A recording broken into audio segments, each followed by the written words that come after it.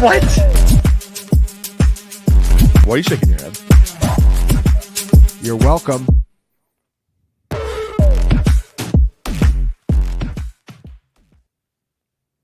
What is up? Good morning. Welcome to another edition of Hump Day. Sorry, I got way too much alliteration here. Hump Day with Hansen. I'm, of course, Hansen, and over the next hour and a half, I'm going to try and answer questions.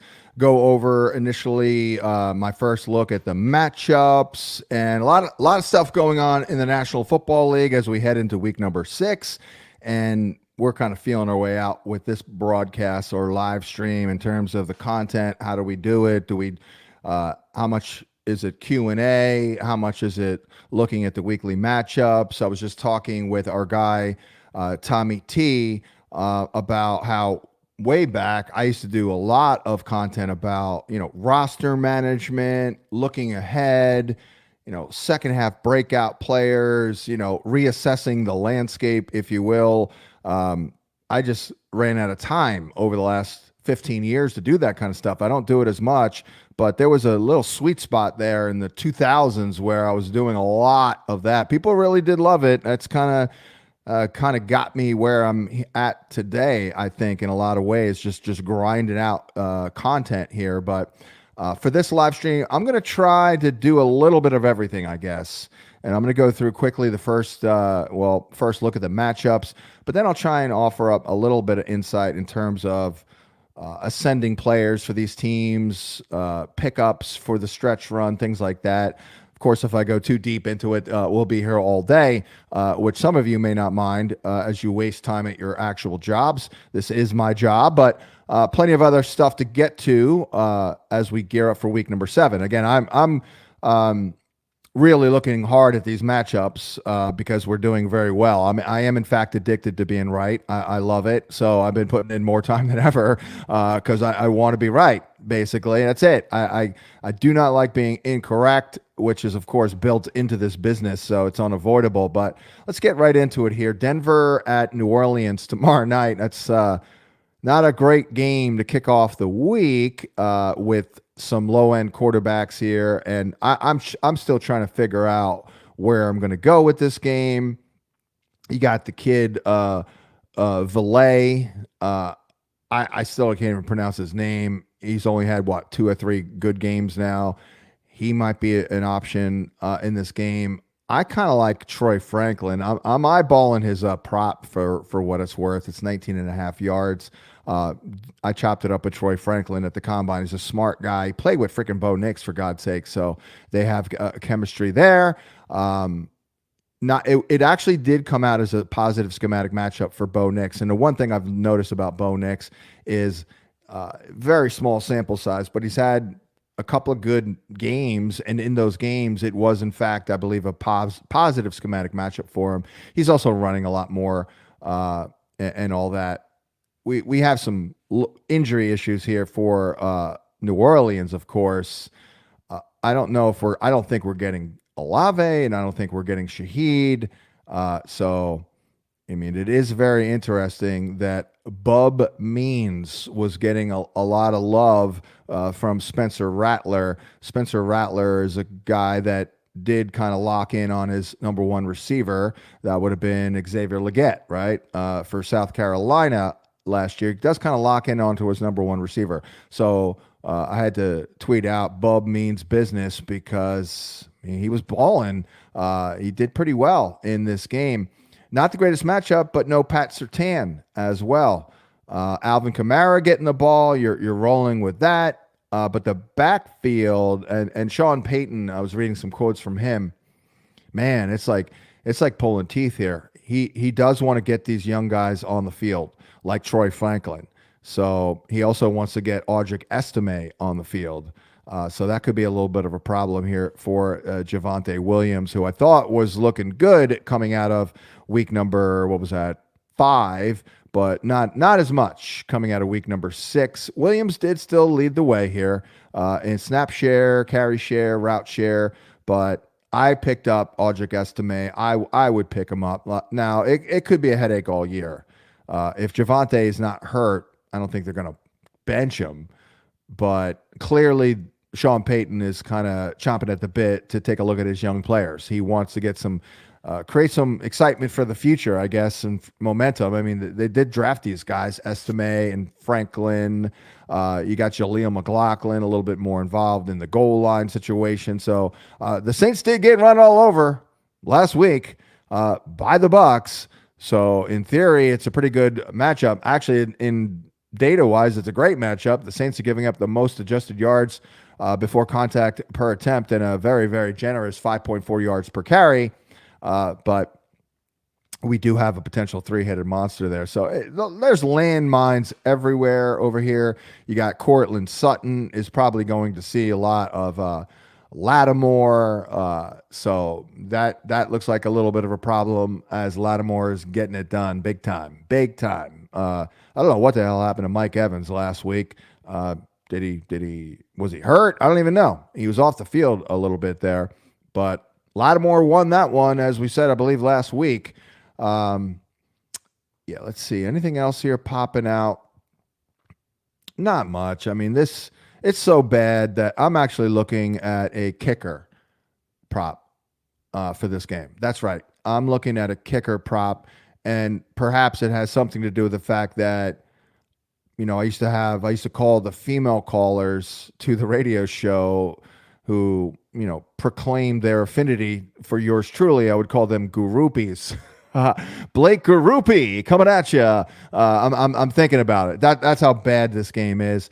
But yeah, thinking long term. Well, long term for New Orleans. I mean, they've got those young receivers and Shaheed and Olave, so they're not going anywhere. I mean, we'll see what Bub Means can do, but there's not much else going on here. We'll also, of course, see what Spencer Rattler can do. I guess the other guy to keep an eye on would be Kendre Miller. Alvin Kamara's data is bad. It's not good. I mean, it's not horrifically bad. It's not good, though. But he's available, and he's still getting the volume. I think he'll probably stay available. I cannot envision a scenario where Kendre Miller kind of carves out a role alongside Kamara at this point. So he would need Kamara to get hurt. Over for Denver, I mean, we've touched on these young guys. Estime should be picked up. I picked up Franklin in a league or two. I know he's a little volatile. He's kind of big play dependent, but he's actually made a 20-yard grab the last couple of games. Oh, and a tight end, Greg Dulcich is dead. Not in reality. But the fantasy prospect is it's deceased. Lucas Kroll is seeing a ramp up in action, and I actually had I know from talking with my guy Adam Schefter that in his conversations with Lucas Kroll with Sean Payton about Lucas Kroll. Sean Payton freaking loves Lucas Kroll. But Sean Payton loves his little proclamations and, his little projects and all that. So, that I'm sure is part of it. But I could see that. I would see myself being the same way if I were a head coach. I'd probably have my little pet projects and, under the radar people that I get excited about. Let's move on here because that game is gross. To the next one on the Week 7 docket. Not great either. New England at Jacksonville. Barely a schematic positive matchup for Trevor Lawrence, but that might be enough right there to feel pretty good about it. As I've kind of noted, Trevor Lawrence kind of gives us the answer to the test these days based on the schematic matchup and all that. It's a slightly positive one. They play a lot of man. He should be able to be decent in that environment. Of course, Brian Thomas is going to see a lot of Christian Gonzalez.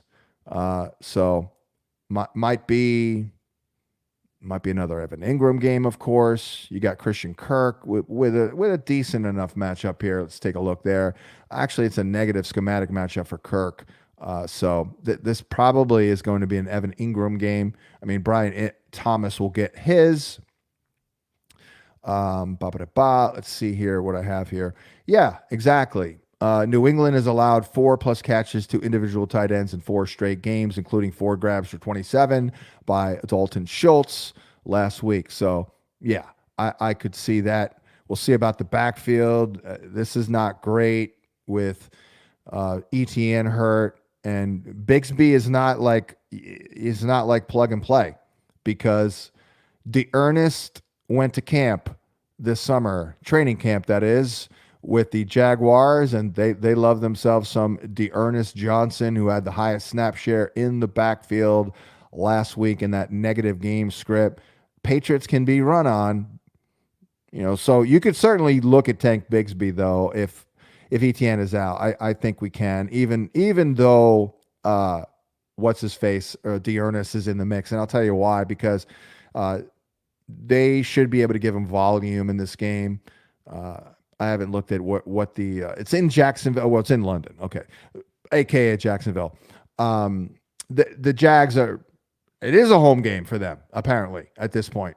They all bought condos in London because they play there like freaking every month, it seems like. I do think we can get some volume late in the game, holding the lead, things like that, and a little Tank Bigsby action. I could absolutely see that.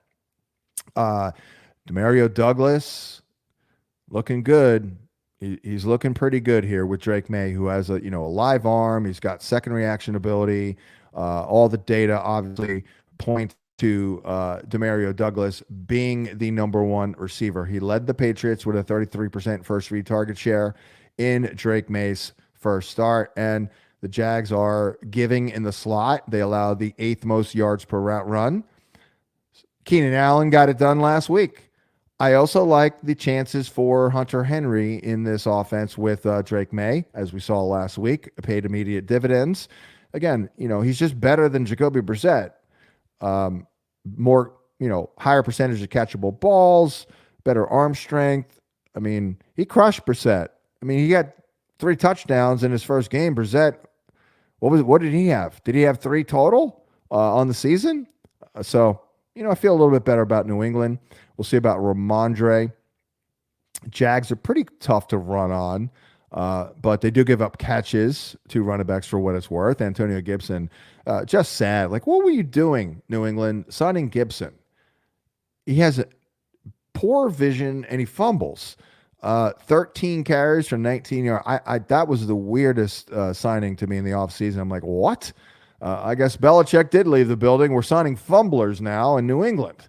Jalen Polk is not ready for prime time, obviously. So Demario Douglas and Hunter Henry. What else is going on here? Just let me touch on long term. Not much. Well, Kayshon Boutte has been kind of playing a lot, and he is really talented. So that is a guy to keep an eye on. Maybe it just won't happen for Jalen Polk, but I'm not about ready to back Kayshon Boutte with Kendrick Bourne still in the mix, by the way.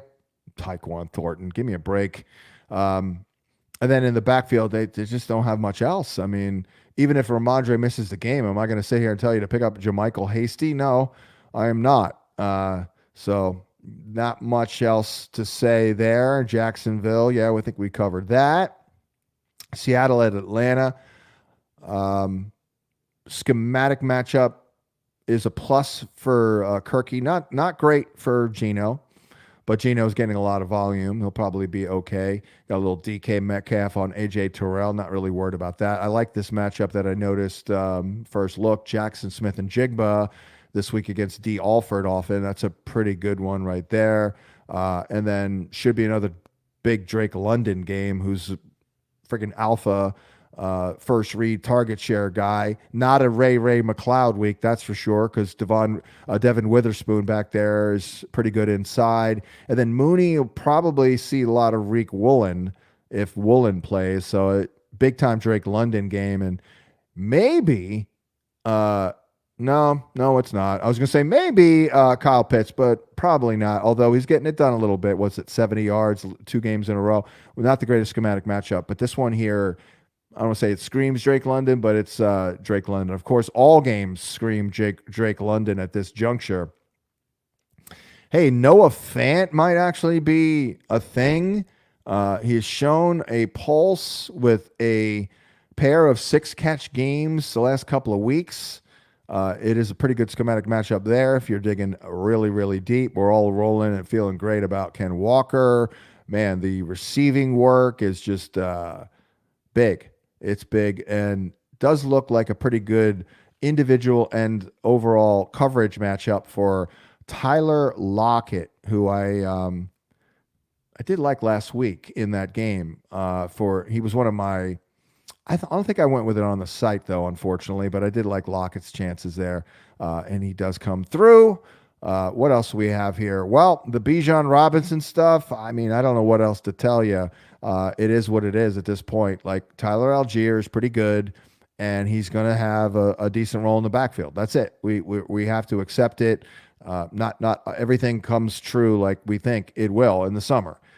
So I have Bijan in a couple of leagues. I'm all right with it. You know, it's a little annoying, but again, what are we going to do? We can't have every fantasy point in our backfields. When we have a guy leading the backfield, you're not getting every damn point that's produced from that backfield. It's not like at least they don't have a third guy.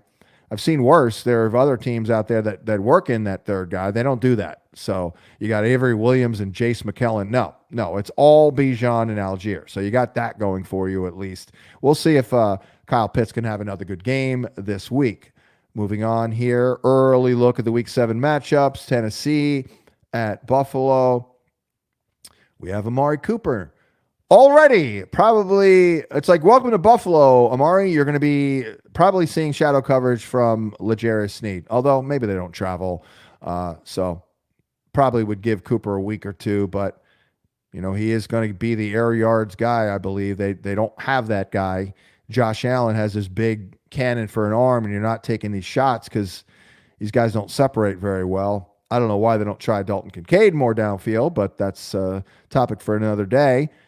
Not the greatest schematic matchup here by the data for Josh Allen. Not that it matters much, but not good for Will Levis, and that does matter. Even though Levis has been brutal, he has shown to me that we do get a tip-off whether or not he'll play relatively well or poorly compared to what, like, his baseline, if you will, based on the coverage matchup. This is not looking like a good one. Man, how about freaking Calvin Ridley going 0 for 8 on targets last week? I didn't even watch it. I can't. I'll scratch my cornea. I am sorry. I can't watch Will Levis. But, you know, he'll see a lot of Rasul Douglas, by the way. It's a bad matchup. Buffalo, they got rocked a little bit last week. But you do have to give the Jets credit for getting the ball to Garrett Wilson and Alan Lazard, even though Rodgers was forcing some of those. You do have to give him credit for eating, if you will, against a tough team to throw on the outside. But that's Aaron Rodgers, his boy Lazard, and Garrett Wilson pales in comparison to Will Levis, DeAndre Hopkins, Calvin Ridley, and Tyler Boyd. Otherwise here, oh, that's right. I forgot. Chiga Okonkwo is in the NFL. I did not know that. Yeah, I'm not seeing much here that jumps off the screen. Even my guy Shakir inside, we'll see a lot of Roger McCreary, who's pretty good, and we'll see what Shakir can do practice-wise. But, yeah, this one here is not looking like a fantasy bonanza. But, hey, it does look good for Tony Pollard. Like, we're starting Tony Pollard in this game. I believe Tajay Spears is expected to miss this week, and Pollard has been a major, major bell cow. Season high 74% snap share last week, 16-plus carries and 3-plus grabs in 4 of his last 5. I mean, that is pretty damn elite in terms of the usage. And then how about my guy Ray Davis? Oh, man, our guy Brett Whitefield, I'm pretty sure first alerted me to Ray Davis, but you know, I have my own takes, and you know, sometimes I disagree. Sometimes I disagree with Brett on some things, but when we're lockstep, it almost seems to always hit. I remember last summer, him and I loved Jaden Reed because we were at the Senior Bowl. We were seeing the kid balling. I'm like, man, this kid's awesome. And we were both thinking he might lead them in receiving, be like their high volume guy. Brett, that was his thought. And I was like, you know what? That's a great call. But we both love Ray Davis. I watched Ray Davis, and I didn't see a ton of him running at the Senior Bowl. Honestly, you don't see a lot of that there. But what you do see with the running backs is who are the good receivers, especially when they do the drills, downfield stuff. Ray Davis was awesome. And so was Marshawn Lloyd, by the way. So then I set up an interview with Ray Davis at the Combine because I'm like, I got to talk to this guy. And greatest guy of all time. Unbelievable story, as I've said. There's a lot to be said for these high character guys. That is like a scouting term, high character guy. That is why I know I annoy some people with all this stuff, but I'm just consider me like a general manager, and I'm interviewing these guys. It's just part of the process. It's not all of it, but the interview process is important, because by the way, in terms of vibes, I wrote this, probably my Mount Rushmore of bad vibes from dudes at the Combine that I've interacted with or been really close to. Darius Geis, I'm going to put him in a Teddy Roosevelt spot. And then Will Levis, he's on my Mount Rushmore. He's on there. And I said it before I said it at the damn Combine, I believe. I'm going to put him in the Lincoln spot for the record. But anyways, high character guys, it means a lot. It does, because, there's a correlation between high character and achievements on the field, and the coaches and the front office, they trust high character guys more and all that. So yeah, not shocked at all that Ray Davis, well, I'm a little surprised he did that well, but not surprised that Ray Davis is like a thing now. And I did say all summer, if you followed me, that it would evolve into a 1-2 punch with James Cook handling 60% and Ray Davis handling 40%. And I think that's exactly where we're going to be, because I said, I actually think Ray Davis is a better receiver than James Cook. And I think he might be a better, I believe they're a little different, and I think they could complement each other well. Ray Davis a little bit more that kind of downhill, low to the ground, bowling ball. The dude's short as hell. And I love that, by the way. And by the way, when I talked comps with him, and I went MJD, who I was a personal friend of mine, by the way, and Ray Davis worked with MJD. I'm like, and he loved it, by the way. So there you go. Love these low to the ground guys, man. Low center of gravity. It's good. I like it. And I think that'll help a Ray Davis, because he's not the biggest guy in the world, but he's got pretty good vision, and he's fairly explosive. He's really good, man. Really good. Love me some Ray Davis. All right, enough Ray Davis. This is the Ray Davis podcast. Cincinnati Bengals at the Cleveland Browns. It's not a podcast. It's a live stream. But anywho, yeah, well, the only bright spot for Cleveland to me is Jerry Jeudy. This is a very good opportunity for Jerry Jeudy with Amari Cooper gone. Like, he's, to me, the alpha. I know they've got Cedric Tillman, Elijah Moore, and then Njoku. David Njoku should get a considerable bump in looks, basically, from Deshaun Watson, who stinks still, but he did get hot late in that game last week. So yeah, that's pretty much all I have. Jeudy is worth a shot. Like, he's always been really talented. It would be just like Jerry Jeudy to ball out when we kind of least expect it, because he's definitely been underwhelming. But I get the sense that he's kind of grown up a little bit, honestly. And he does seem to be a little cleaner out there, not dropping as many balls and making mistakes. I'm not studying him completely, but that does make some sense to me. Seems to be about right. So if he can get decent, just decent play from Deshaun Watson, he might actually be a thing. And then we'll see about the backfield. I would avoid it. I'm not into Jerome Ford while he's hurt, but Nick Chubb, I'm not into that. Maybe Chubb comes in here this week or next and starts getting some volume and starts rolling, but they do have Foreman. It's a bad offense. I'm not that into it, but hey, it might be worth starting in a week or two, Nick Chubb, but I'm not exactly seeing it. I am seeing a very good schematic matchup here for Burrow, though. But here's the thing. The Browns in Cleveland has been a house of horrors for Joe. If you go back since 2021, He's got 4 touchdowns and 4 picks. So something's got to give there. I would lean toward the positive, and I'll tell you exactly why I would lean toward the positive, because I mean, this is a big game. Like this, we're not messing around here anymore. If you're the Bengals, you got to stop messing around early in the season, if you will. I almost said a bad word there. And then you have to play catch up for the rest of the season. It's just like, you guys need this win here against Cleveland. So I would expect he'll play well. Pretty good schematic matchup, but maybe he doesn't go off because Cleveland does have a pretty good group of corners. And again, the matchup has not been wonderful for Burrow.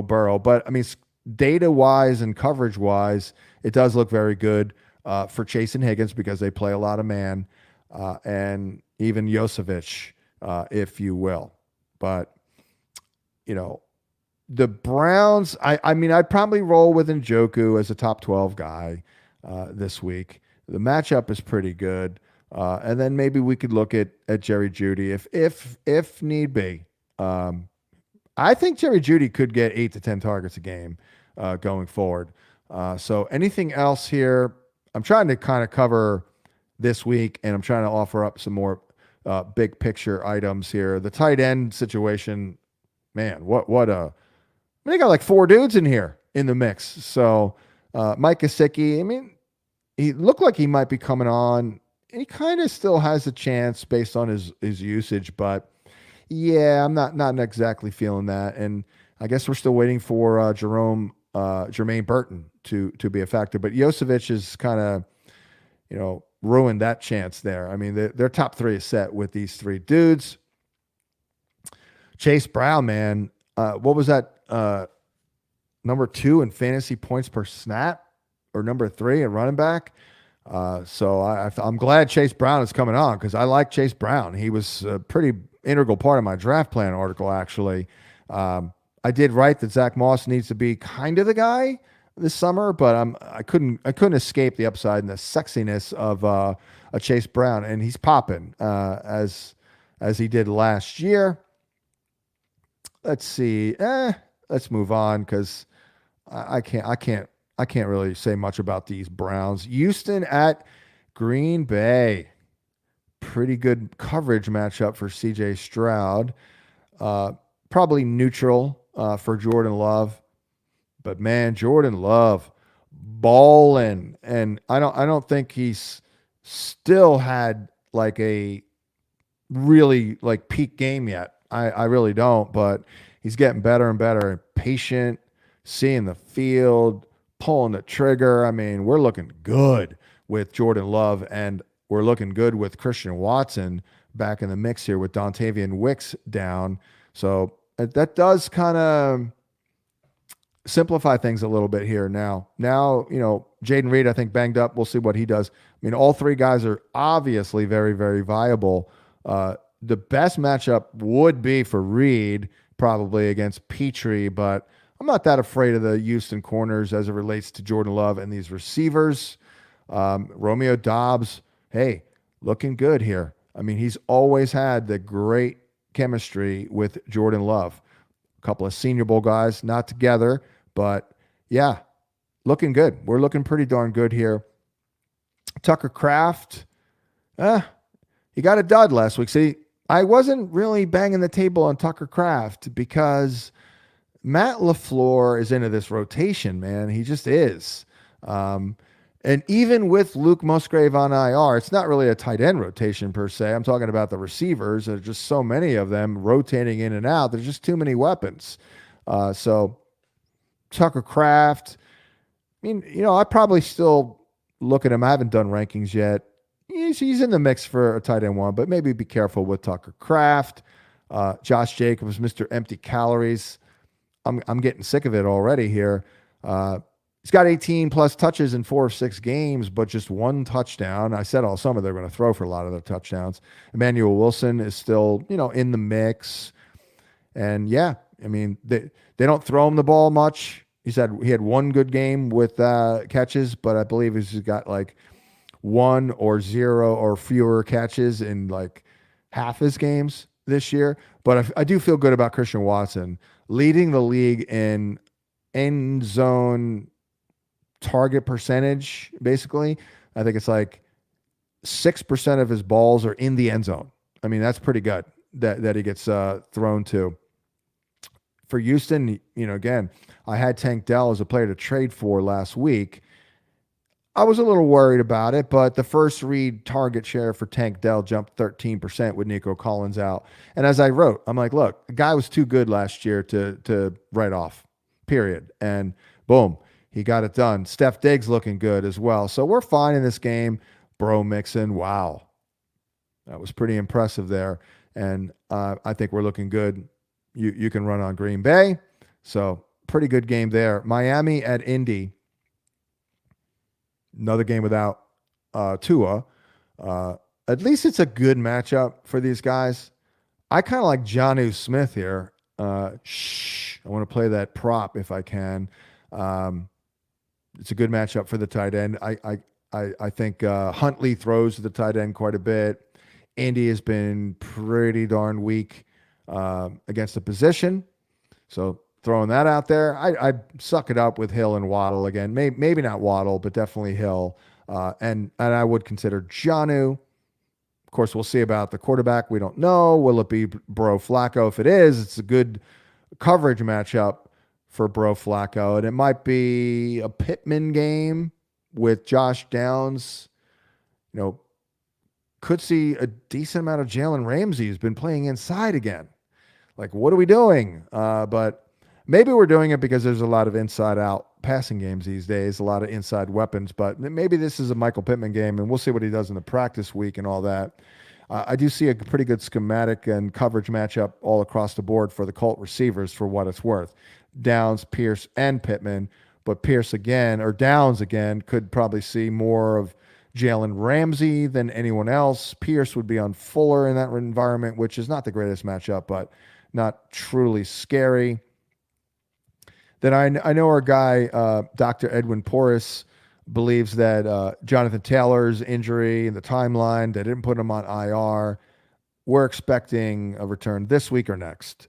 So we'll see. But, man, I don't want to use Trey Sermon unless very, very desperate after he let us down last week. But Goodson, he's popping off plays.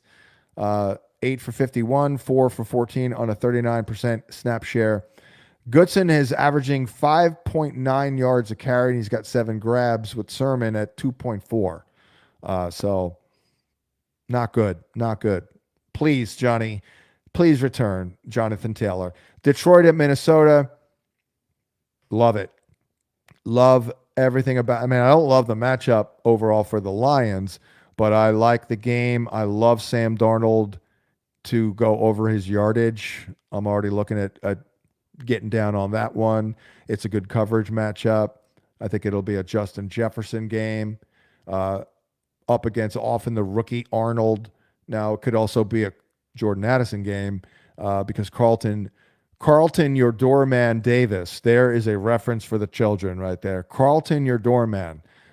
Raise your hand if you get that reference, because I barely do. But yeah, that's a 70s TV show reference right there coming at you.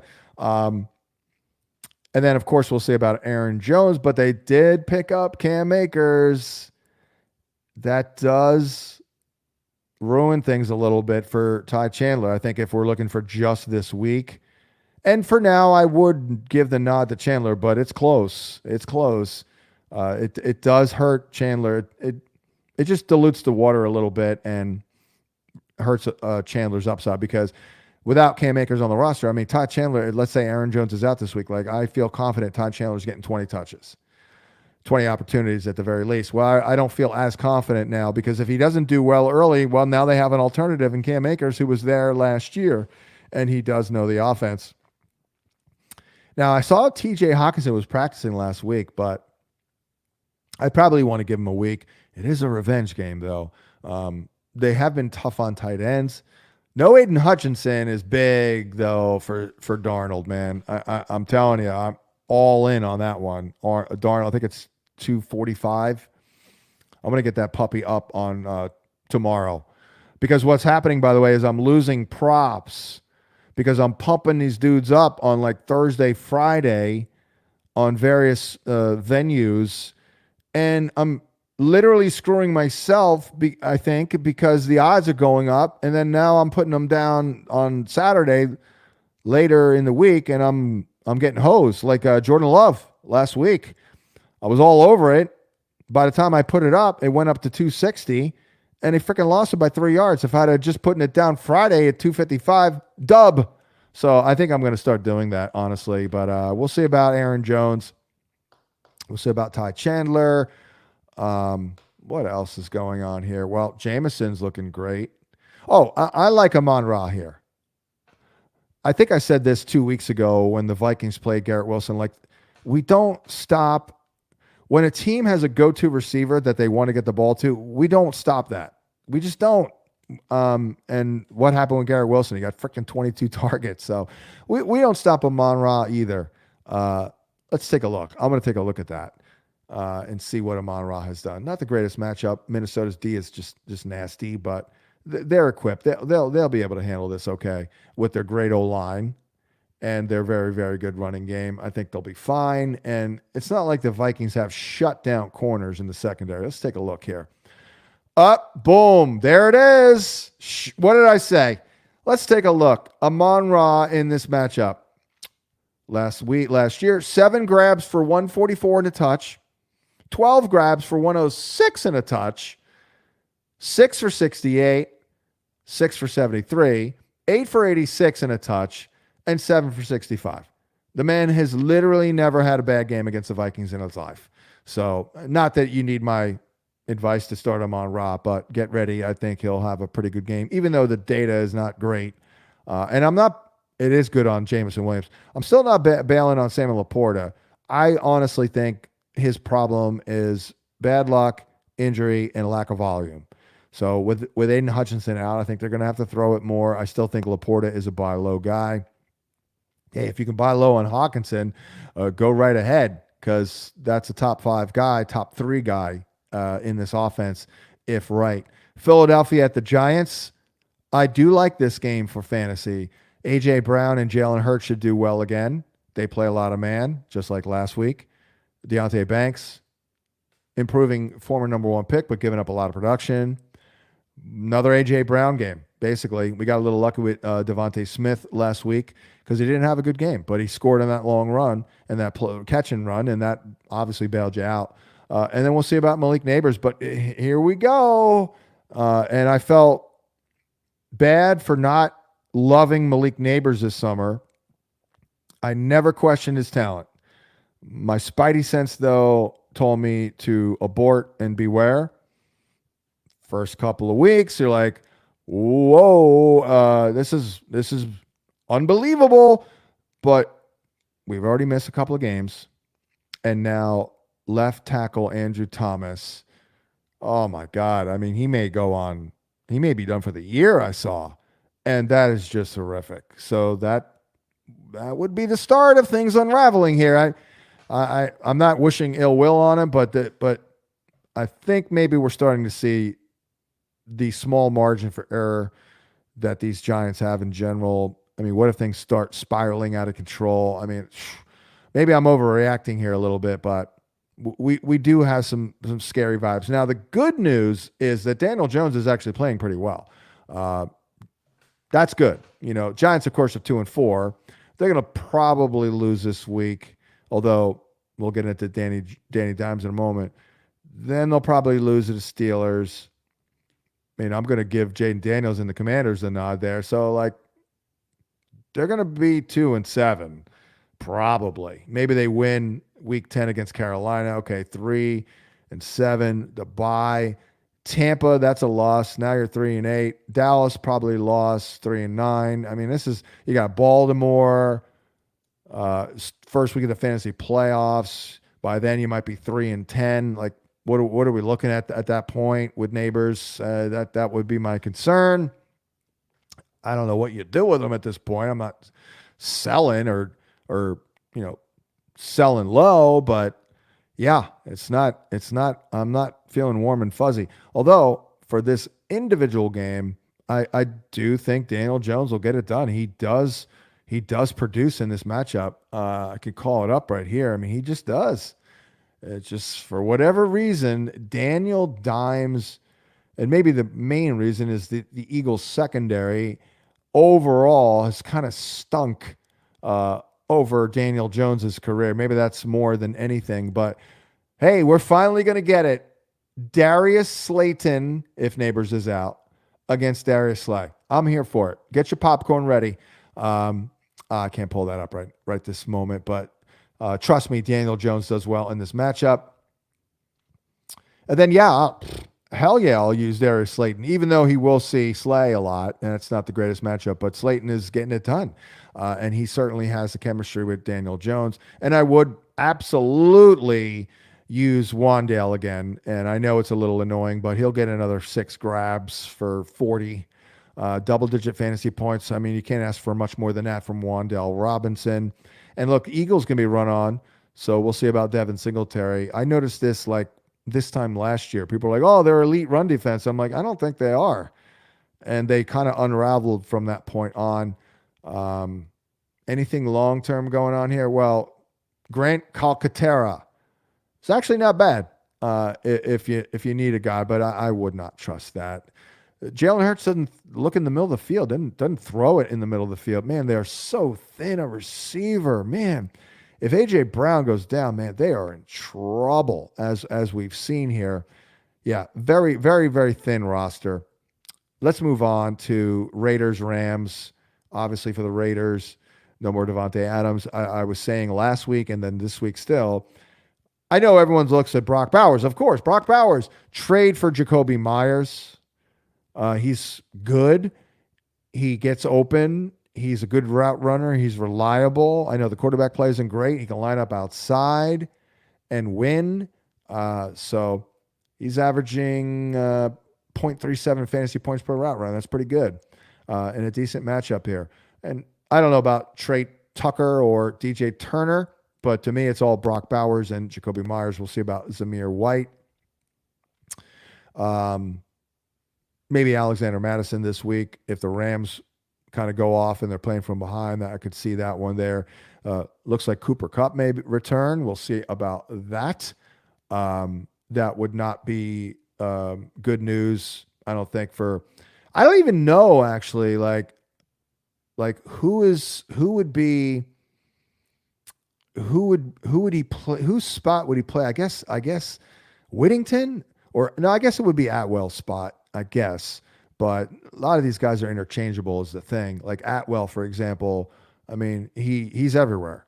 He's inside. It's split up a third in the 3 receiver spots.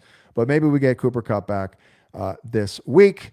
That would certainly ruin any of the secondary guys, I think, if we do get Cooper Kupp back this week. Not much else there. Kyron Williams, you should all have Blake Corum on your roster. Maybe the Blake Corum person cut him. I had to do it myself in a league on Monday night because I had James Cook out and I was down by 2 points. So I had to freaking cut Blake Corum, and I picked up Matt Collins, but it did get me the win. And then, of course, I tried to get Corum back, and somebody outbid me. Likely the Kyron Williams owner. Carolina at DC. I actually didn't get to the matchup here in terms of the schematics of it, but certainly it's good for Deontay. I like Deontay here. I think we should like McLaurin here as well. This looks like a pretty good spot, and you can certainly run on DC. So Chuba Hubbard, once again, looking good. We'll see about the backfield. I did like Eckler last week. This might not be a big Eckler week because they probably won't be playing from behind. We'll see about Brian Robinson. Probably not a great week for Zach Ertz, but he's still great ass, still separating. Man, did I take up a lot of time here. KC at San Fran. Well, I don't love Juju here. I mean, use him if you need him, but he may not go off against Lenore. Maybe this is a week where Worthy does something of note. I could see that. tougher matchup for the Niners. Not a Jawan Jennings person at this point. Maybe another Debo game, but they do play a good amount of man. So, I mean, Ayuk, I hate to say it, but it should be an Ayuk game because they do play a lot of man. But and hey, I would certainly roll with Kareem Hunt. Not the greatest matchup, but he looked pretty good. Jordan Mason, we shall see about him. Garendo would be the guy. And maybe that is how you attack KC, really. You try and run on them. Let's go to the Jets and the Steelers. Interesting spot for this one with Devontae Adams. Does he immediately see shadow coverage from Joey Porter? I would say yes. So actually, we might actually see right out of the gate Devontae Adams actually helping Garrett Wilson. But over the long haul, I don't think it'll help Garrett Wilson because Devontae Adams is got to get the targets from his boy. You know, first read on 80% of Aaron Rodgers' dropbacks and down the stretch there in Green Bay. That's from Aaron Rodgers. You got Pickens with a tough matchup on the outside. And then I guess we're going to see Russ Wilson. They're going to let Russ cook. Does he represent an upgrade for Pickens? I'd say yes. I don't know about Freiermuth, but I would say yes. And then we'll see about the backfield as well. It's not the greatest matchup, but Najee did look good last week. He did. And we do know what they want to do. They want to run the ball with Najee. I know Warren was more involved last week as well, so he's not a slam dunk. There's always, that little margin for error. It's like, it's not much of a difference between Najee, having a game where he gets 16 carries for 57, catches 2 balls for 12, doesn't score. I mean, just get a few more carries, you could have a game with almost an exact same stat line, but he gets a few more carries and he scores, and oh, look, he went off. So it's like very fine line there between a mediocre, like 10.9 points and a really good 19 points for Najee. But I know it's not looking great, but again, always remember, what do they want to do? They want to run it with Artie, and Najee is their main guy for that, especially when they're nursing a lead. Tyler Conklin, unfortunately, is dead now. We can't use him. It's over. I said that before the trade occurred. I'm like, hopefully it doesn't happen because it would crush him. Well, it happened. So he is crushed. But Breece Hall's back, baby. I was all over that on Monday night. Love that. That happened. And Todd Downing went with the obvious route. Like, what do I do to help? Oh, that's right. Let me feed my stud running back the ball. Hello. And that worked. And then last but not least, Baltimore at Tampa. Wow. Well, look, Baltimore's defense is not good. This will be another Baker balling out game, I think. Another Godwin game. Lamar should do well. I mean, this is a bonanza. I'm loving this one. Pretty good coverage matchup there for Mark Andrews. I don't know about Zay Flowers this week, but maybe just by volume alone, Zay Flowers should be pretty good. I mean, he's crushing it, obviously. Data looks good on, believe it or not, Cade Otton. Really good on Godwin. Fantasy football bonanza. Oh, got another game here. Chargers at the Cardinals. Hey, I was pretty encouraged by Justin Herbert throwing a lot more. And I know a lot of people are commenting on this, but while I was watching it live, I'm like, oh wow, look, they actually have a pretty nice receiving core here with Quentin Johnson, Ladd McConkey, and Josh Palmer. Very upset I lost that Ladd McConkey prop. He dropped the ball at the end of the game on third down that would have won the prop. He also missed time with a concussion. But he also had, a pretty good game, led the team in route share, air yard share, target share, first read target share. I actually like Quentin Johnston perhaps in this game, though. Pretty good matchup there for Quentin Johnston, and I think we're looking good for J.K. Dobbins as well here. Arizona, this is another challenging matchup here. I mean, do they have an offense? It stinks. And we'll see about Marvin Harrison. That's not good, but at least Trey McBride should get it done. And then don't look now. James Conner had a bad game, lost a fumble, didn't return. Trey Benson was out there, and then DeMarcado. So maybe James Conner is showing some signs of slippage. All right, well, that only took a freaking hour. Tommy T fell asleep on the other side of the glass. Almost. Well, how about you just rapid fire these questions? Sure. Would you want to, like, this way I don't have to look at the monitor I have here, and Of course. let's rapid fire this puppy. Sure. We have obviously quite a few, but what I'm gonna do is I'm gonna pick some of the best is what we got here. I will shout out Justin, who's here at 8:40 this morning. He wants to know if he should trade away in a PPR format Bijan and Ingram for Higgins or Deontay Johnson and Chase Brown. He says he has McBride, but he needs some wide receiver help after losing Rice and Nico. Nah, I wouldn't. I mean, agreed. Yeah, agreed. I would. You gotta. Yeah, wide receiver is the easiest position to fill, too. Like, like.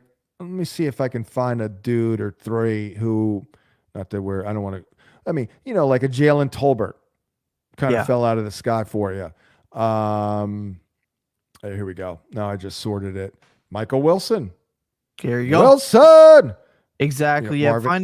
Finding replaceable wide receiver help is pretty easy. If you check out Lucas Gilbert's WAR article that pops out every week at FantasyPoints.com, he's completely rewritten the wins above replacement tool. You want to find the easiest way to get replaceable wide receiver production throughout the season, I'd be locking into that WAR tool and locking into the WAR article and diving more into it, because that in redraft is how you win leagues with wide receiver replacement. Very important in that regard. Green Bay guys. Exactly. Got the Green Bay guys as well. Exactly. Let's go. Move on. Dad Hat says, good morning, Guru. If Mason can't go this week, would you start Ayuk, Garendo, or Downs and a half-point PPR in America? I got to go Ayuk there. I mean, come on. We 100%. We got to suck it up. We got to suck it up. They play man. I guess he'll just be a blow-up game guy, Ayuk. I mean, unbelievable, but we got to suck it up and do it. Right. I'm low-key trying to avoid as many long trade queues as possible, everyone, so sorry. Chris wants to know in a PPR, would you rather stash Leggett or Tolbert? That's an interesting one. Better offense with Tolbert. Better is it? Share. Yeah. I know. Well, I know they stink now. Yeah. Well, as I wrote my the trade article, it was right around this time last year when, remember Dak coming off that Niner game and everyone was down on Dak and the Cowboys, and I looked at the schedule. I'm like, you know what? I'm trading for Dak, and I feel like I remember, because I like Daniel Jones as a last quarterback starter taken. That didn't work out. So I felt like I made it up to those people by begging people to trade for Dak, and all he did was he was a QB1 right after that. I mean, that was incredible. Like, he's not going to do that much in terms of a turnaround, but they're going to figure it out. They have too much to lose there. They are going to figure it out. But anywho, what else we have? They just need to stop their owner from losing it on live radio shows so they can focus on football. I mean, that guy needs to be stopped in the worst way. Dan Casey wants to know, it says, good morning, Guru. Standard scoring. Need 3 out of Mason, Stevenson, Najee, Chase Brown, and Bigsby. So a giant list of running backs. He needs 3 that are going to score. Well, we don't know about, Mason and Ramondre. I mean, that's pretty difficult to answer. It's a little early. Yeah. Well, let's say one of them's in. Okay. Let's say Mason's in. Okay. Najee does drive you nuts because it's like pulling teeth. Yet, if he pops one off and or scores, he gets it done for you. I am kind of feeling Bixby here. If ETN is out. But you're not concerned about him losing like 67% of the snaps to Dearness Johnson after his fumble? Yeah, I know, but he's a one play and can score guy though. So That's what I mean. Yeah, I'm feeling like some volume in a game where they're in control. Let him redeem himself. I mean, is this really where you're going to give Dearness the ball? I don't know. Maybe so. Yeah, but you're right. Ultimately, I mean, I'm leaning toward the three. The first three. If everyone's in, I'd go with the first three. And if one of the first two is out, then I'd plug in Chase Brown probably because he's kicking ass too. He's looked unreal. Shout out the Canadian GOAT, Chase Brown. Yeah. We love our Canadian boys up north. Great guy. Good morning. I need one running back and two flex for a half point. Chase Brown, Bucky, McConkey, Tank, and Jacoby. Thank you. One running back, two flex. All right. Let's go Tank. And wow. Where are you on Sean Tucker? I mean, look, if Rashad's out this week, then Tucker's going to get the ball. But I think when Rashad's back, they're not benching Rashad. Like, he's going to be the third down back. He's going to be the third down back, like at worst. I think what we have is a wait and see scenario where guys like Sean Tucker are like a Debbie Darling, and they're hyped up. He has athletic tools, but the New Orleans Saints had like a historically bad day defensively in a very weird game. That game was an oddity in terms of what we see in the season. Don't think the Bucs are running for 250 yards against the Baltimore Ravens. I think I'm waiting to see on the entire Tampa Bay backfield because the Ravens just don't give it up on the ground. Like, it was an odd day, but you're right. If Rachaad White is there, it just becomes a nasty three-way split that I want no part of. But also, this is a one-off game from Sean Tucker so far in his career. I'm a wait and see kind of guy in that regard. He's definitely not going into my lineups unless let's face it, I am hellaciously desperate. I think he's just fine. I think you hit the nail on the head, though. Rachaad White's going to play if he's healthy. I don't like Bucky this week, to your point about Baltimore, too, by the way. I mean, they're pretty damn good against the run. So, I mean, they sell out to stop it. They do. I look at Tank, Brown, and then now we're down to Jacoby. McConkey, kind of liked him last week. I mean, that's not a horrible matchup here. I'm okay with McConkey there over Jacoby. I would agree. 38 pass attempts last week from Justin Herbert. At least they're throwing the ball a little bit more. Ethan says, shout out from South Jersey. Oh, there you go. And Deere wants to know Purdy or Burrow this week. Burrow. Done. Yeah, he's lighting it up. We don't have to overthink that at all. Let's see. So many. You guys are phenomenal in terms of showing up in full force. Here we go. We've got one from Dylan Carver. Lockett, Tracy, H. Judy, PPR. He needs 2. Kind of like Lockett. I like Lockett as well. Pretty good spot. Pretty good spizot for Tyler Lockett here, who'll see, beatable matchup here. Clark Phillips, 0.35 fantasy points per route run. And then AJ Terrell, who may shadow DK, is not great. So I think this looks like a Lockett and Smith and Jigba game. And I don't know. I mean, obviously, if Achan's in, you got to go with him. So if Achan's in, and then we don't know about Singletary too. I mean, it is almost impossible for me to answer injury-related questions like that. Like, it's hard. You're asking me, should I start a guy who may or may not play a lot? Right. Okay, well, I may or may not answer that right now. I was looking at it like this. If you have a stud who may not play, like if he's healthy, you're playing him. Like, let's be real. I look at it like if it's Tuesday or Wednesday and you're wondering this already, if he was healthy, were you playing him? If that answer is yes, then just assume that we're going to say yes, unless it's a special circumstance, because more often than not, we're in week 7. You have to play them or else you're playing Ty Johnson. So it really just comes down to kind of that methodology for thinking.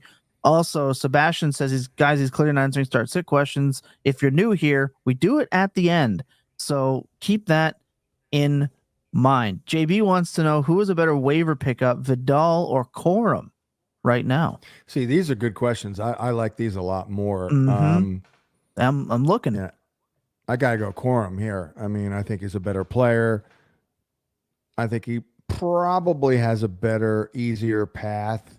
I mean, I would think it's simply if Kyron's out, then we're totally in business. Totally.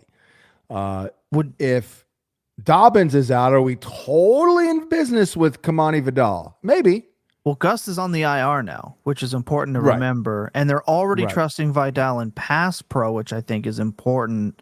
It is. So it really depends which running back you think goes down first. Does J.K. Dobbins survive on two Achilles with longevity at a 76% snap rate?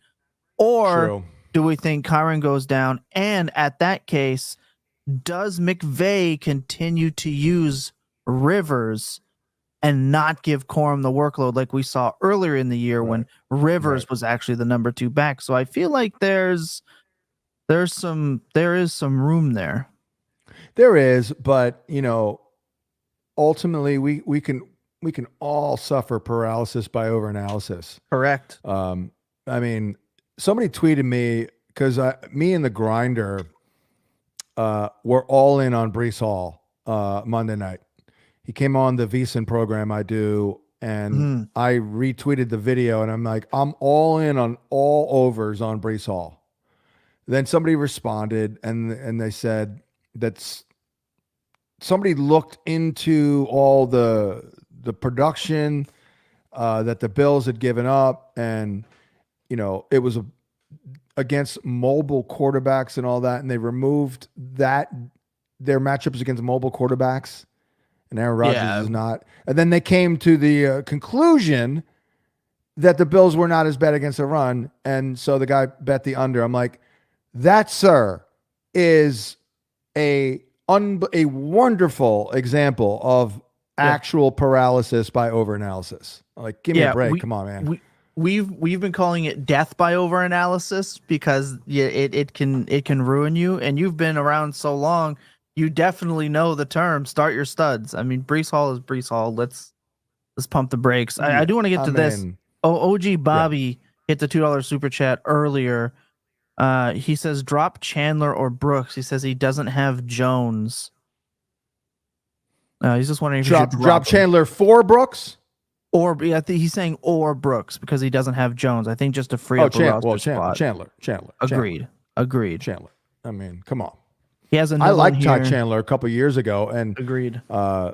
He's not that good. You know what I mean? Like, he's good. I mean, he's nice, but he's not that good. You know what I mean? Fine. Like, he's fine. But yeah, if you have to roll with him as your lead back for 4 weeks, it's probably gonna.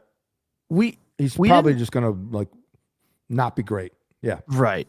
We didn't talk about it, but I think the Akers thing means more on how they feel about Aaron Jones's hamstrings than I think it does about Ty Chandler. So that'll be interesting to watch. Yeah.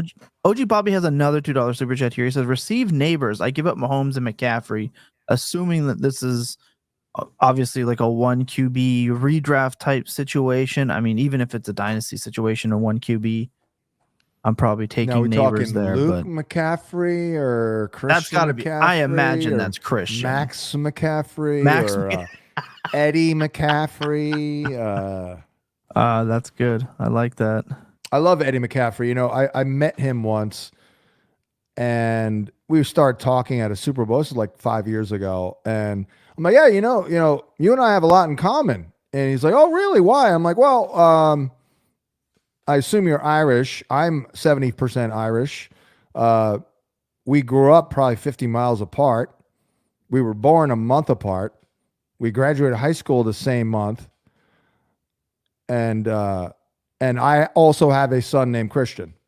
He was like, oh, wow. He was like, whoa, very nice guy. Very nice guy. No nonsense, Eddie McCaffrey. Love me some Eddie McCaffrey. But anywho, all right. Well, we have to answer the question now. Here's the problem. I'm a little worried about Andrew Thomas. If Andrew Thomas is out, like, that's their stalwart on their line, man. Don't you think that hurts them, man? That's a beginning of, like, that could be like a 3-step process to where they kind of unravel. Like, First, their left tackle goes down. Then, this happens. What do you think? I would agree if it wasn't for how Dable is using Neighbors. When he's in the game, they put him in the backfield. They put him in the slot. They're designing plays to him. They're taking every deep shot. Daniel Jones might be ass and not the metric, but he's mobile enough to stay alive in the pocket and get the ball out to Neighbors, especially on design looks. So I'm not in panic mode. Like, I want him because I think his upside is higher. Mahomes is not giving you anything more than what Aiden O'Connell. Aiden O'Connell, I think, got 13 points last week. Mahomes is out there throwing 300 yards and getting 13 points. He hasn't had a top tier game in a year and a half almost. Like, I think he's kind of replaceable production right now. And then McCaffrey is one wrong step away from both his Achilles going. I think I want the upside of a Neighbors because McCaffrey and Mahomes aren't helping you win your league right now anyway. They're actively hurting you. Yeah, I feel that. I do think Mahomes might be a decent buy low guy though. Because for the first time ever. For the first time ever. And I actually had to write in my article sarcastically, I'm like, you know what? I think we have to consider the possibility that a QB1 showing any given week is now within the realm of possible outcomes for Patrick Mahomes. Well, he's got Carolina. He's got the Raiders coming up, especially if they trade Max. Next game's against San Francisco. They got Tampa Bay, Denver, Buffalo. They're all right. They'll get a little bit better. Yeah. Andy Reid's good coming out of the bye. They'll make some corrections, and I believe they'll get Worthy going a little bit more. They need to.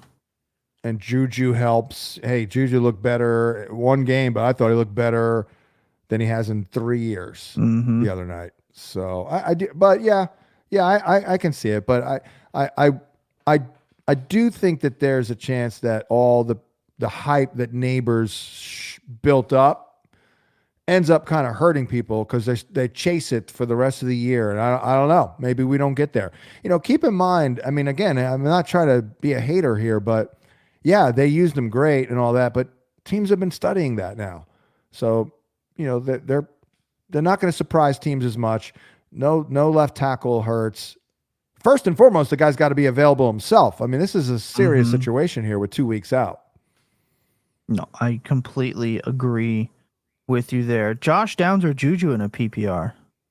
Keep in mind, it does look like Anthony Richardson is actually playing this week and not going to be a last-second scratch. Yeah, I'm going to go with Juju there because, again, as I mentioned, Jalen Ramsey's playing the slot a little bit now. So the possibility of Jalen Ramsey seeing a lot of reps against Josh Downs with AR throwing it is nope. I'm going to go Juju. Yeah, we're going to have to agree on that because, AR throwing the football right now is painful enough to watch, let alone with Ramsey throwing him the ball. This is a question I didn't think I ever see after Kayshon Boutte really, had that horrendous run out to start his year. But I feel like this is still an interesting question when you listen to the coaching staff in New England list out the wide receivers. Kayshon, he was up there when he referenced we have Boutte, we have Douglas and Bourne, and all these other guys have to step their game up. I mean, he burned Stingley on a 40-yarder last week, was very interesting, but the Jaguars are terrible. Like, they're terrible on defense, and now they're trading defensive players away.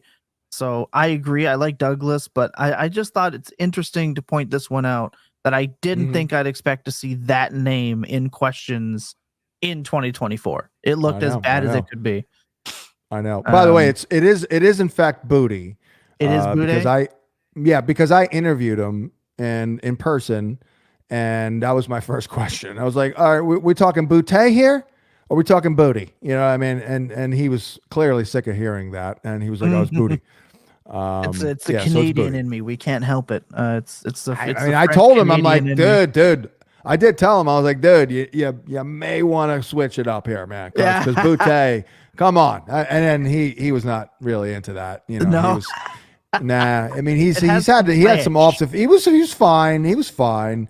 But he had some character concerns off the field. So I think he was just kind of on his best behavior there in the ultimate job interview. Exactly. But I do have a picture of me and Keyshawn Booty where he's doing that. What does that mean again? Like LSU. Oh, right. I'm gonna guess that's LSU. Yeah. Well, he had a 300-yard game at LSU, man. Well, that's why everyone thought he was going to be the next big thing, and then he fell off the map, and now he's beating a top corner in the league for 40 yards down the field. Yeah. So it's interesting. Yeah. Look, I went through 50 dynasty waivers last night after we recorded a 2.5 hour long dynasty show, and in all 50 leagues, I put a bid in when he was available. So I picked him up a lot. Nate P wants to know Mahomes or Kurt. Oh, go ahead. Oh, yeah. Demario Davis is good, though. You know what I mean? Very good. Like, he's getting better and better and better and better. Like, you can see, like, he's kind of settling in now, like, as a high volume type of guy. Mahomes or Kirky this week, right? Yes. We're talking this week. 0.5 per completion. I mean, I think we go Kirky here. Well, on the other hand, the Niners, boy, I think they're getting Ricky Pearsall back. Yeah, no, I'm going to go Mahomes there. I'm going to go Mahomes. It's close. It's close. It's close. I mean, Kirky's looking better. Kirko Chains is looking better. Yeah, I mean, you could be right there. I'm going to go Mahomes, though. Yeah, I think that's a fine call. I think that's pretty much. We have a lot of trade questions and such, so we'll pass on a lot of those because they take a little bit more than we got. But I think we're kind of caught up here, Guru. Oh, okay, all right. Oh, he wanted to know if it was rest of season. Rest of season, he wanted to know. Kirko or Pat. Oh, also close. He has London and Bijan, but Rice on IR, and he's pairing it with Love. So this sounds like a super flex question. See, I'd go in that environment. I would probably just prefer to diversify a little bit and go Mahomes, because if London's crushing, then you're getting that production. Mm-hmm. I'm not a big eggs in one basket. I've never even been like a stack guy, which is dumb in DFS, and I finally realized that after like 6 years. But I've never really even been like a hookup guy. In high school I hooked up a lot. No, just kidding. But no, I've never been that got to have that hookup, because it's just, I don't know. That's a me problem. I have bad luck in general. I always have, and that's why I've had to hone my skills to offset that, basically. And I always feel like if I put all my eggs in one basket, the bottom of that basket's breaking and everything's crashing out to the ground. So I don't do it. But yeah, throw me a trade question or 2 or 3 here. We'll try and get that, if you don't mind. Yeah, let's Dylan wants to know if he needs to trade Pittman and Pacheco for Chuba Hubbard. No, because I mean, who knows about Pacheco, but I mean, Chuba is going to start ceding work to Jonathan Brooks here. And maybe it's a dual backfield the whole way. Maybe Chuba's too damn good to take off the field, but now I can't do that. Yeah, look, we have to at least be under the impression that they're going to give Brooks a lot of work. Are you into Jatavian Sanders right now? Are you into him as a pickup? The way I approach tight end is anyone with a pulse. You'll find on the back end of all of my dynasty rosters, it is like 8 tight ends in case one of them hits, and I'm super happy about it. Like I've had some tight ends that may never see a snap on my roster for 2 years, just hoping maybe one day they get the shot. He's a pickup to me because he's actually getting some targets. He's actually scoring some points. So if he's out there, but the cheapest time to get those guys is in the draft. My 2 misses recently, and I loved both of these, is dynasty. And man, one of them I almost tweeted because he made a play last week, and I'm like, still holding on shares to Harrison Bryant stock, baby. Let's go. Exactly. And then my other guy was Jay Sternberger. I freaking love Jay Sternberger, man. He was good. Great guy. Another interview. I think he had some mental health issues, but is he still playing in like the XFL? He might be. I'll definitely be asking Jake after this because now I'm curious, especially with like Jake being the guy. But when I watched Jay Sternberger, in college, who was the quarterback that he played with? Damn it, who was drafted by the Vikings? I'm gonna look it up now. And that will go way over my head. No, you know who it is. It's where the is hell it is Ponder? It? Like the last Vikings movie I remember. No. This is just recently. Man, who the hell was that guy? Here, let me pull it up here. It's gotta be Kellen Mond. Oh, there you go. Okay. So I went and watched Jay Sternberger. Oh wow, Devon Achan. And I'm like, well, I do love Jay Sternberger, but FYI, Kellen Mond stinks, and so does Travion Williams. Yeah. and I'm like, how is this guy still employed? I mean, what is he, the part-time groundskeeper as well? Like, they don't play him on football, offensive football. Anyways, just throwing that out there. Steve's got a good one. Guru, trade away Kyler and Waddle for Love. I'm 1-5. I need to get going. Yes. Kyler is the personification of an exercise in futility. I mean, this guy is a pain in the ass. He's up and down, 13th in points per game, but it doesn't feel like it sometimes. It's terrible. I can't take it anymore. I mean, he can't even freaking support Trey McBride fully. Like, right. I mean, this is just repugnant. Look at this, 266 in week 2. I'm like, all right. And since then, after 162, 207, 142, 195, 214. That's not going to cut it. He's Justin Fields out there. Not great. I mean, it's brutal. Right. Yeah. They might have the second worst offensive coordinator in football, though, behind Greg Roman, but we'll see. Shiraz wants to know, would you drop Sermon for Goodson if you roster Jonathan Taylor? At this point, maybe so. I mean, I'll steal this from Davis Maddock. Trey Sermon runs like he has a piano strapped to his back. Like he's the slowest back in the league. I'd be doing this. Dynasty Q from Greg. Drop both Dalvin Cook or Zay Jones, or hold on to Cook.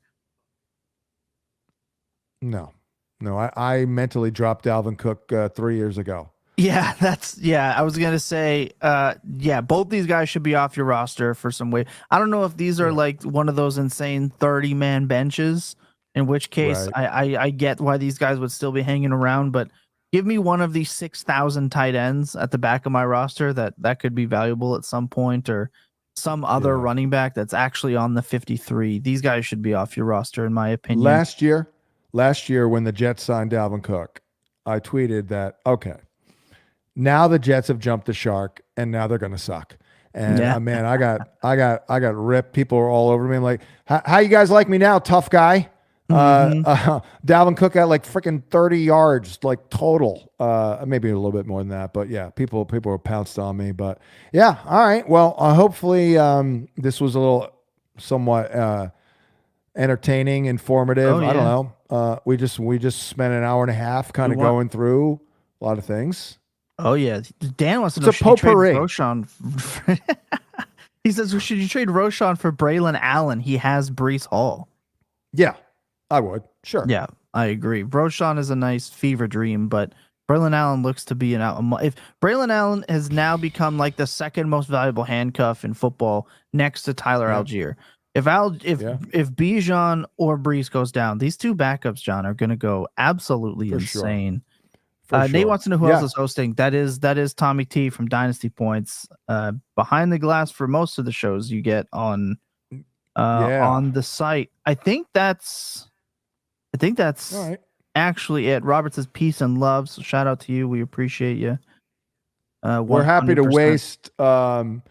I'm not a big fan of corporations and corporate America, if you will. And Here we go.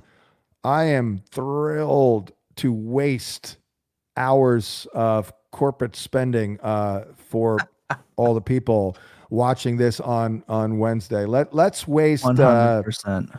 let's waste multiple hundred thousands of dollars in hours and man hours from big, large corporations here every Wednesday. Coming at you. Good morning. I agree. We have one to end on here that I think that this person has patiently asked a couple of times and I missed it earlier. That's on me. But this is a topic we've discussed in the Dynasty Discord section at length. He says, trying one more time, Dynasty, what should I be doing with Marvin Mims?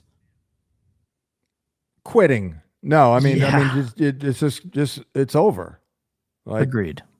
It's completely over. Like, I don't know if the square peg, round hole, personality conflict. I don't get it. I mean, I know Mims wasn't a first round pick or anything like that, but I mean, come on. I mean, this is like Sky Moore-esque. I will say he did have 3 targets on a 31% snap share, but I look at it like this. They have a 6'6", seemingly 35-year-old rookie, basically a tight end out there, and he's the one stopping Marvin Mims from getting targets. That to me is telling. I mean, you're throwing to little Jordan Humphrey on the regular. Yeah, you would have to see what your waivers are like, but if you're holding on to him, just know that it's likely a 0. And I understand he's athletic and yeah, we have like late breakouts for athletic. He can't get on the field. So I wouldn't drop him for the sake of just getting rid of him, but it looks bad. And if it's one of those things where if there's a usable player that can gain value, I'm taking that other player. I mean, it's got to be more than half mental. I mean, has to be, because Marv has to be, like, and I never thought Sky Moore was an absolute stud, but he did some things good. He had some short area quickness. He had massive meat hooks. There's other things that he wasn't a great separator per se. That's why I thought he should be in the slot. But they refused to put him there. But Troy Franklin, by the way, nice dude. I did meet him and interview him, and I thought he was pretty smart. Like, I could see Sean Payton liking that guy. Like, I thought he was kind of a little bit of a football savant. Like, he was into it. You know what I mean? Coverages and all that stuff. So I would think Sean Payton likes him. But what's funny is I had mentioned my conversations with Adam Schefter last year about Lucas Kroll, because I was on the phone with him. And he was like, yeah, man, I was just talking to Peyton. He loves Kroll. I'm like, oh, okay. And they also have a guy named Frank Crum. Those sound like Sean Payton guys. Yeah, exactly. Bowles is down. Who are we going with? Somebody get Crum on the phone. Let's go. We're down to our last Crum. And get Calvin Throckmorton out there as well, by the way. Throckmorton. So he can switch off with Lil Jordan Humphrey. Like, it just sounds like a Sean Payton guy, right? It just through and through. Of course, when the very quick story, I also interviewed Lil Jordan. Not that I was planning on it, but I was at that combine. Like, oh, we got a Lil Jordan Humphrey out of Texas. I'm like, all right. And I didn't really study him. So first question was, you gonna name your kid Little Bron? Crickets. Okay? Oh no. Crickets. Oh no. Yeah, I'm not afraid to ask a dad joke. I'm not afraid to get crickets. I don't give a rat's ass. Hey, but it's funnier now to be able to tell it than it probably was in that room. So there you go. 100%. Yeah. Like, it's almost like when I laughed with LaMichael Pirine about not going bald like his cousin Samaje and got crickets there as well. Don't care. Yeah, it's a funny story. Look, as we always say, as fantasy content creators, we're never wrong, only early. It works with dad jokes too, if you think about it. It does. Yeah, LaMichael Pirine come walking up to me. I'm like, look at this luxurious head of hair. He did way better than Samaje. I got crickets. I'm like, all right. Well, that was gold. Hey, definitely is now. I think we're wrapped up with questions. If you want to take us out here, Mr. Guru? All right. Well, that is Thomas T-Bone on the other side of the glass, and I'm John Hansen, and this is your Week 7 edition of Hump Day with Hansen. We'll talk to you next week. Happy humping on a Wednesday. What? Why are you shaking your head? You're welcome.